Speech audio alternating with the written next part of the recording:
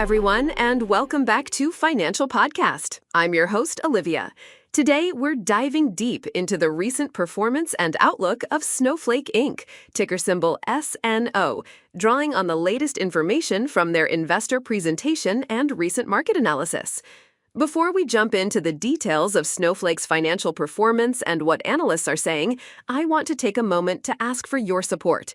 If you find the information shared in this video helpful and insightful, please consider giving it a thumbs up and subscribing to the channel. Liking the video helps us reach more viewers, and subscribing ensures you don't miss out on future episodes where we break down complex financial topics and company news.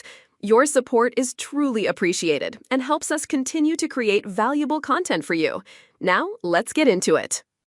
Snowflake recently released its first quarter fiscal 2026 investor presentation, covering the period ending January 31. The presentation includes certain non-GAAP financial measures, which are in addition to and not a substitute for measures calculated in accordance with generally accepted accounting principles, or GAAP. Snowflake is presenting these non-GAAP measures, and we will touch upon both GAAP and non-GAAP figures as they provide different perspectives on the company's performance.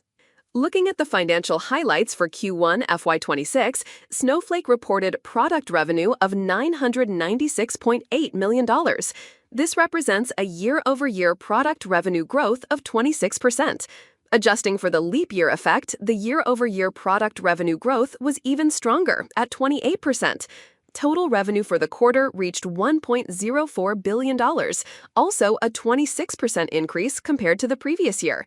This performance exceeded analyst expectations, which had anticipated figures of $0.21 per share on $1.01 billion in revenue.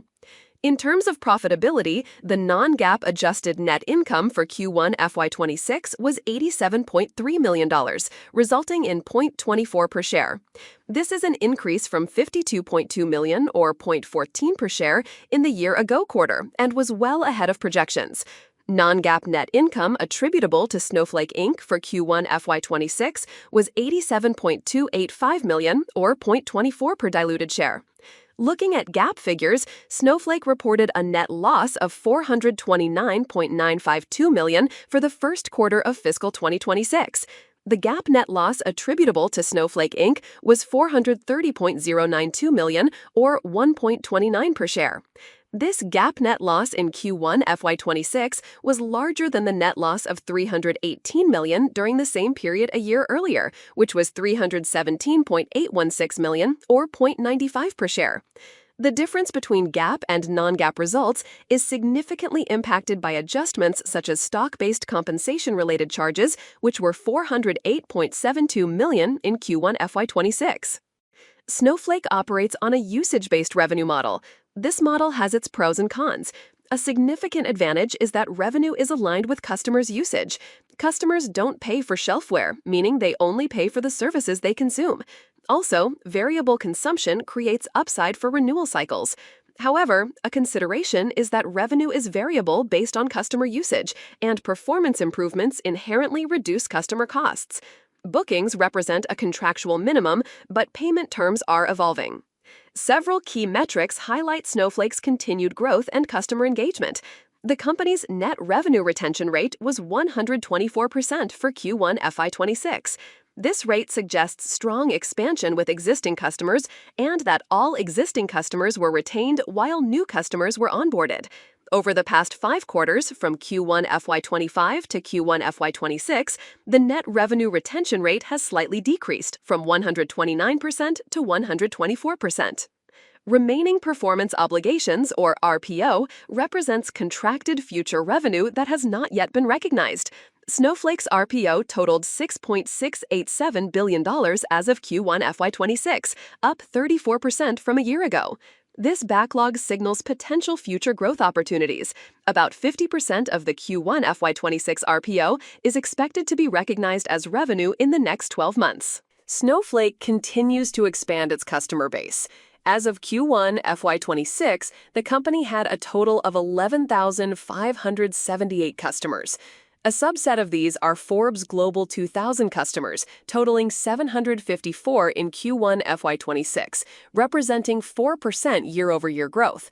The number of customers contributing more than $1 million in product revenue over the trailing 12 months also grew, reaching 606 in Q1 FY26, a 27% increase year over year. Financially, Snowflake is focused on efficient investment. The non-GAAP product gross margin for Q1 FY26 was 76%. The non-GAAP operating margin was 9%, an increase from 4% in Q1 FY25. The non-GAAP adjusted free cash flow margin was 20%, compared to 44% in Q1 FY25. GAAP total operating expenses were $1.14 billion in Q1 FY26, while total GAAP gross profit was $693 million.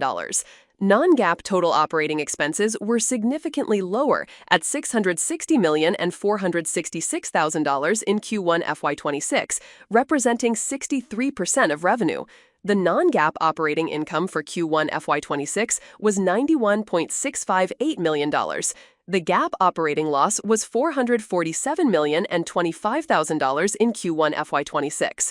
Snowflake's free cash flow remained positive at $183.384 million in Q1 FY26, or $183.4 million.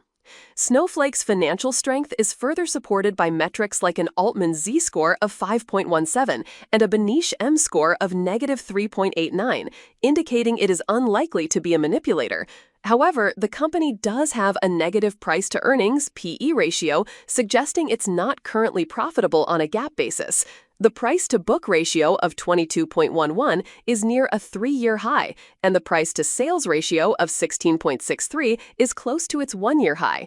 The debt-to-equity ratio stands at 0.77. For the full fiscal year 2026, Snowflake is targeting product revenue of approximately $4.33 billion, which surpasses the Wall Street consensus estimate of $4.29 billion. This guidance implies a year-over-year product revenue growth of 25% for FY26. They also provided guidance for non-GAAP product gross margin at 75%, non-GAAP operating margin at 8%, and non-GAAP adjusted free cash flow margin at 25% for FY26. Market analysts have reacted positively to Snowflake's earnings report. MarketBeat calculates a consensus analyst rating of moderate buy for Snowflake. As of the period 5/22 to 5/2025, there were 2 strong buy ratings, 29 buy ratings, 8 hold ratings, and 1 sell rating. The consensus price target is $213, which suggests a forecasted upside of 7.27% based on their 12-month forecasts. Analysts like Snowflake more than other companies in the computer and technology sector with a higher consensus rating score. Recent analyst actions following the Q1 report on May 22, 2025, include multiple price target boosts while maintaining outperform or buy ratings from various firms like Mizuho, L Capital, Raymond James, Loop Capital, Royal Bank of Canada, Barclays, Robert W. Baird, Evercore ISI, Oppenheimer, D.A. Davidson, Stifel Nicholas, Cantor Fitzgerald, J.P. Morgan Chase & Co., Wells Fargo & Company, and Truist Financial. Some firms, like Morgan Stanley, maintained an equal weight rating but boosted the target from $185 to $200, and UPS Group maintained neutral but boosted the target from $200 to $210. In the past 90 days, Snowflake stock had 2 upgrades and 1 downgrade by analysts from a range of firms. The bull case for Snowflake highlights several positives.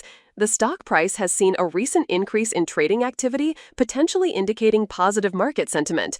Receiving multiple buy ratings from research firms suggests strong confidence in its growth potential and market position. The significant market capitalization of approximately $60 billion indicates its established presence and stability. Recent insider trading activity shows executives are actively managing positions, which can be a sign of confidence. The consensus rating of moderate buy with an average target price of $200.28 suggests potential for price appreciation. Analysts like Piper Sandler view Snowflake as one of their highest conviction growth ideas for 2025, expecting around 25% growth and strong cash flow margin. Wolf Research analysts note impressive execution, strong data warehousing, expanding AI adoption, and strategic partnerships as key growth factors.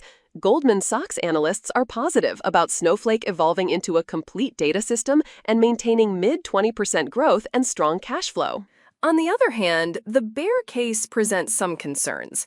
The negative PE ratio indicates the company is not currently profitable, which can be a red flag. Insider sales have totaled over 356,000 shares recently, 550,517 shares over the past 3 months, according to Guru Focus, which may raise concerns, although executives actively managing positions was also noted as a potential positive. The stock has experienced significant price fluctuations, indicating volatility. The debt-to-equity ratio of 0.77 suggests reliance on debt financing, potentially increasing financial risk. Despite positive analyst ratings, there has been a decrease in ownership percentage by insiders, which could signal a lack of long-term commitment from key stakeholders. Snowflake's platform focuses on being easy to use, enabling fluid access to data, and being trusted for enterprise-grade performance. As a cloud-native architecture, it remains appealing for businesses leveraging data analytics and artificial intelligence applications. Strategic partnerships, including those with Microsoft, OpenAI, and Anthropic, are enabling customers to build and run more advanced AI models, positioning Snowflake as a critical infrastructure provider in the AI ecosystem. Snowflake is hiring to address its opportunity. The total employee headcount across sales and marketing, R&D, G&A, and cost of revenue functions increased from 7,296 in Q1 FY25 to 8,240 in Q1 FY26. Geographically, the Americas region accounted for the largest share of revenue mix at 78% in Q1 FY26, followed by EMA at 16% and APJ at 6%. The estimated total addressable market, TAM, for the Snowflake platform is large and growing. This TAM is estimated based on Gartner research covering database management systems, data management software, excluding DBMS, and analytic platforms. In April 2025, 39% of customers had at least one stable edge, which includes native application shares and data shares. Marketplace listings totaled 3,908, showing 21% year-over-year growth. The full year fiscal 2025 saw product revenue of $3.462 billion, growing 30% year-over-year. This was an increase from $2.67 billion in FY24, 38% growth, and $1.939 billion in FY23, 70% growth. Non-GAAP product gross margin was 76% in FY25, non-GAAP operating margin was 6%, and non-GAAP adjusted free cash flow margin was 26%. The company has shown strong historical growth in product revenue and expects this growth to continue into FY26, albeit at a slower pace. Snowflake's strong start to FY26 reflects solid demand for its offerings despite broader economic uncertainties. With impressive financial results, an expanding customer base, a focus on AI innovation, and expansion into public sector and vertical-specific solutions, the company appears well-positioned for continued growth. Analysts' positive sentiment and average price targets also indicate potential further upside for the stock. Before we wrap up, I want to remind you to subscribe to the Financial Podcast channel if you haven't already. Subscribing is the best way to stay informed about our latest analyses and market insights. Also, please take a moment to like this video. It helps us immensely with the YouTube algorithm and ensures this valuable information reaches more people who could benefit from it. Thank you for your support. To quickly summarize, Snowflake's Q1 FY26 results demonstrated solid revenue growth, exceeded analyst expectations on key metrics like product revenue and adjusted earnings per share, and reaffirmed a positive outlook for the full fiscal year. While the company still reports a GAAP net loss and faces volatility and some insider selling, analysts largely remain positive, citing strong customer metrics, expanding margins, and strategic positioning in the growing data and AI markets as reasons for optimism and potential future stock appreciation. Thank you for tuning in to Financial Podcast. I'm Olivia, and I'll see you next time.